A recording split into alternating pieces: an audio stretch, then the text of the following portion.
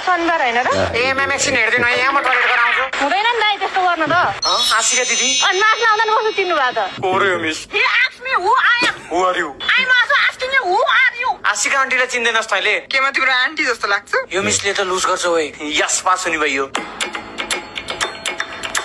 कस्तो डर नभएला यो भगवान छिटो सार्दा फेरि टाइम पुग्दैन के यहाँ बस्नु यहाँ छेउमा यहाँ उता जाऊ